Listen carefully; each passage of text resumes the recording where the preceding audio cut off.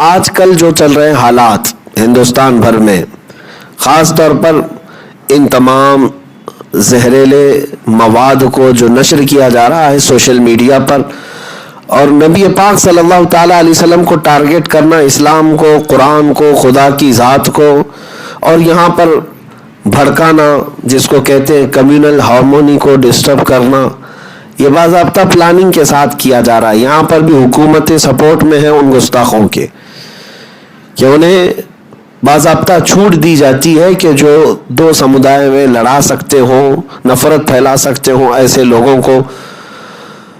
ایسے ہی کئی دنوں سے ہم یہاں پر دیکھ رہے ہیں ہندوستان میں کچھ تو چھپے ہوئے ہیں جو فیک آئی ڈی سے ویب سائٹ بنا کر یا پھر سوشل میڈیا اکاؤنٹس بنا کر اس میں بھدی بھدی چیزیں ڈالا کرتے، گندی گالیاں۔ ان کو سائبر کرائم کبھی اگر وہ ڈیٹیکٹ ہو جاتے ہیں تو بند کر دیتے ہیں یا کارروائی ہوتی ہے، لیکن کچھ کھلے سانڈ ایسے ہیں جو پوری دنیا میں پہچانے بھی جاتے ہیں، ان کا نام بھی ہوتا ہے، اور باضابطہ وہ اپنے آقاؤں کی حمایت میں بیٹھ کر کے ایسے بیانات نشر کر رہے ہیں۔ اور یہ ابھی فی الحال 2018-19 سے ہندوستان میں کچھ زیادہ ہی ہونے لگا۔ تاریخ میں ایسی گندی گندی گالیاں اسلام کے متعلق یا بانی اسلام کے متعلق کھل کر کے کوئی اپنے پروفیشنل نام کے ساتھ نہیں کرتا تھا، جیسے آج کا وہ پاکھنڈی نرسنگ آنند کرتا ہے۔ وہ 1-2 دن سے نہیں، پچھلے 2 سال سے اس طرح کی حرکتیں کر رہا ہے۔ میں آپ کو بتاؤں، وہ پاگل آدمی، آپ سب سنے ہوں گے، بہت سارے لوگ مجھے یہی کہتے ہیں کہ وہ پاگل ہے، مورخ ہے، بیوقوف ہے۔ ابھی جو حالات ہوئے اس کے جواب دینے پر میں آپ کو ایک بات کی وضاحت کر دیتا ہوں۔ کچھ علماء بھی یہ کہتے ہیں وہ احمق ہے، پاگل ہے، اس کا دماغی سنتولن بگڑا ہوا ہے، وہ کچھ اول پھول بکتا رہتا ہے۔ ایک بات یاد رکھنا، جاہل ہونا، پاگل ہونا، بیوقوف ہونا اور ہے، گستاخ رسول ہونا اور ہے۔ مجھے کوئی بھی عالم دین یہ مسئلہ بتا دے، کیا پاگل کو اجازت دی جا سکتی حضور کو گالیاں دینے کی؟ جاہل کو، بیوقوف کو، احمق کو یہ اجازت دی جا سکتی ہے؟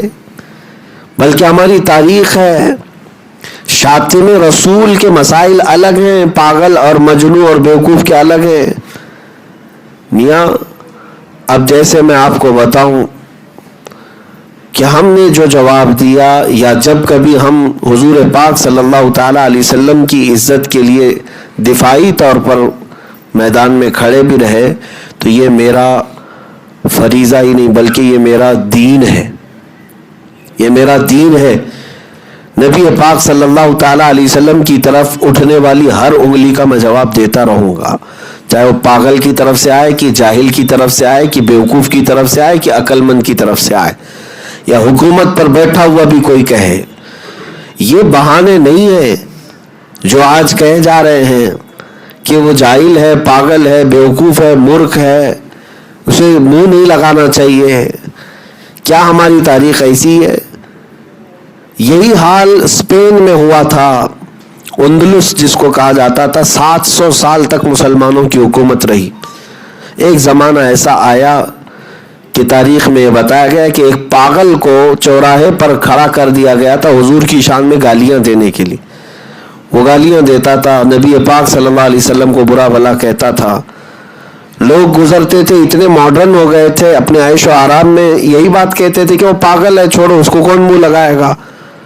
کئی دن تک یہ چلتا رہا۔ اس کے بعد دشمنان اسلام نے ایسا حملہ کیا کہ مکمل وہاں سے مسلمانوں کو ختم کر دیا۔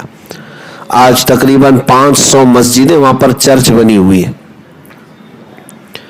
گستاخی کو، رسول پاک صلی اللہ تعالیٰ علیہ وسلم کی شان میں ہونے والی توہین کو یہ کہہ کر کے نظر انداز کر دیا جائے گا کہ وہ پاگل ہے۔ ابھی میں آپ کو بتاؤں، پچھلے سال بھی جب وہاں سے گستاخیاں شروع ہوئی تو ہم نے جو بھی جواب دینا تھا ہم نے بھی للکار کر کے پکارا۔ تو معاملات جو بنے ہوئے تھے ہندوستان بھر میں آپ کو بھی پتا ہے، اس وقت بھی کچھ ڈپارٹمنٹ کے لوگ، پولیس والے ہم سے یہ بات کہہ رہے تھے کہ آپ سوشل میڈیا میں کیوں جواب دے رہے ہیں، اس شخص کو آپ منہ کیوں لگا رہے ہیں، ہم جانتے ہیں وہ پاگل آدمی ہے، اول فول وقتہ ہے. اس وقت بھی میں نے کہا تھا اور کل بھی میں یہی کہہ کر کے آیا دلی میں، کیا صاحب یہ بات کتنے ہلکے میں آپ کہہ رہے ہو کہ پاگل ہے. اگر کوئی کتا پاگل ہو جائے تو کیا سڑکوں پہ اسے آوارہ چھوڑ دینا چاہیے؟ کتا اگر پاگل ہو گیا اور سڑکوں پر آپ نے چھوڑے رکھا ہے تو کتنوں کو کاٹے گا اور کتنوں کو زہر پھیلے گا. تو یہ تو ناانصافی آپ کر رہے ہیں کہ اگر کوئی پاگل ہے تو اسے ہونا کہاں چاہیے؟ مندر میں نہیں، پاگل خانے میں. آپ کو سب پتا ہے، آپ بار بار یہ کہہ رہے ہیں کہ وہ پاگل ہے، اسے منہ کیوں لگاتے ہیں؟ تو اس کو پاگل خانے میں رکھیں، ہم نہیں جائیں گے کبھی پوچھنے کے لیے. پاگل لوگ اندر کیا کیا چلاتے ہوں گے، ہم کو کہاں خبر آتی ہے اس کی. لیکن کوئی آدمی ذمہ دار کرسی پر بیٹھے، کسی مندر کا مہنت ہو، پجاری ہو، اور سوشل میڈیا کا پلیٹ فارم چلاتا ہو، اور پھر آپ اس کو کہتے ہیں کہ بیوقوف ہے، پاگل ہے.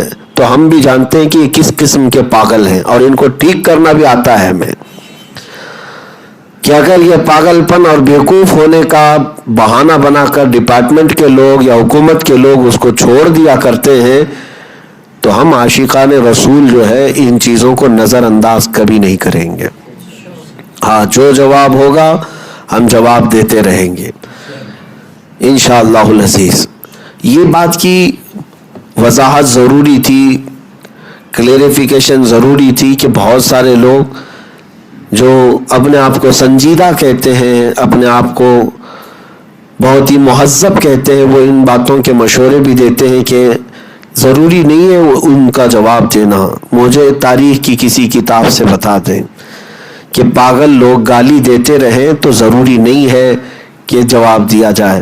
اعلیٰ حضرت فاضل بریلوی رضی اللہ تعالیٰ عنہ اپنی پوری زندگی گستاخوں کے رد میں انہوں نے لگا دی.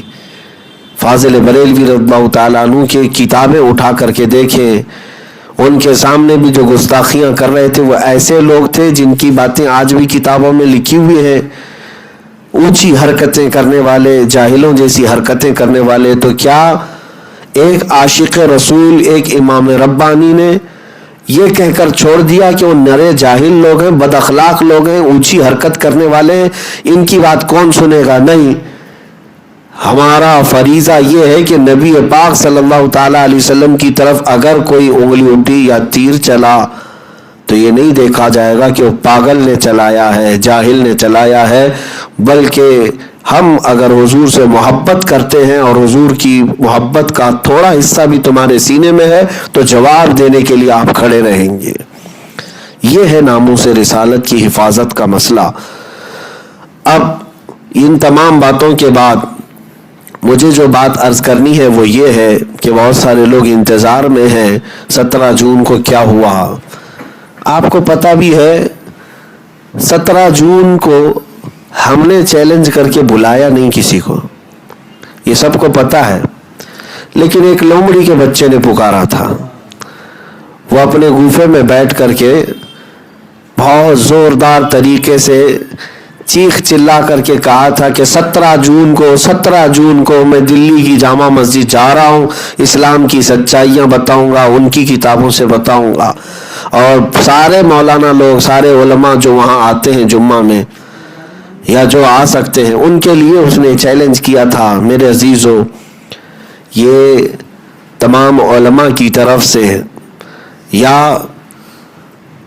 حضور پاک صلی اللہ تعالیٰ علیہ وسلم سے محبت کرنے والوں کی طرف سے یہ ضروری تھا کہ اس پاکھنڈی کو پھر بلایا جائے کہ ٹھیک ہے اگر تو آ سکتا ہے تو آ جائے. یہ تو پہلے دن بھی ہمیں معلوم تھا، پہلے دن بھی.